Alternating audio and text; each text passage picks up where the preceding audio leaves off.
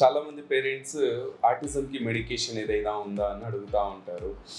స్పెసిఫిక్గా ఎలాంటి మెడికేషన్ అనేది మనకి ఆటిజంకి లేదు. అంటే ఈ మెడిసిన్ ఇస్తే ఆటిజం అనేది తగ్గిపోతుంది, దీని లక్షణాలు తగ్గిపోతాయి, లేదంటే పూర్తిగా క్యూర్ అవుతుంది అనడానికి ఎలాంటి ఎవిడెన్స్ అనేది లేదు.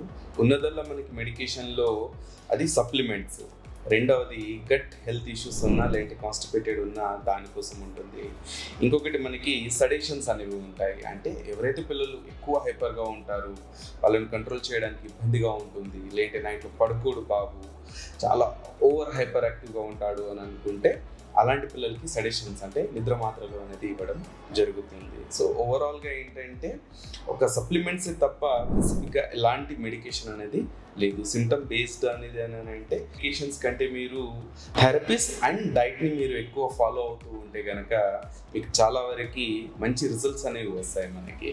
సో థెరపీస్లో మనకి ఏమవుతుంది అని అంటే ఒకటి ఫిజికల్గా స్ట్రెయిన్ అన్నది అవుతారు, రెండవది డైట్ వల్ల ఏమవుతారు అంటే న్యాచురల్ సప్లిమెంట్స్ పిల్లలకి దొరుకుతాయి కాబట్టి ఎలాంటి హైపర్ యాక్టివిటీ పెరగకుండా తగ్గించడానికి చాలా వరకు మనకి అవకాశాలు అనేవి ఉంటాయి. ప్లస్ సుట్రోస్ గ్లూకోజ్ ఉన్న ఎక్కువ కంటెంట్ అండ్ దాంతోపాటు మనకి ఏదైతే జంక్ ఫుడ్ ఏదైతే ఉంటుందో అది దాన్ని చాలా వరకు కనుక మీరు తగ్గిస్తే కనుక హైపర్ యాక్టివిటీ అనేది కూడా తగ్గుతుంది. సో డైట్ ఈస్ చాలా క్రూషియల్. మన ఏదైతే ఆటిజం పిల్లల్లో ఎవరైతే ఉన్నారో వాళ్ళకి డైట్ అనేది చాలా క్రూషియల్.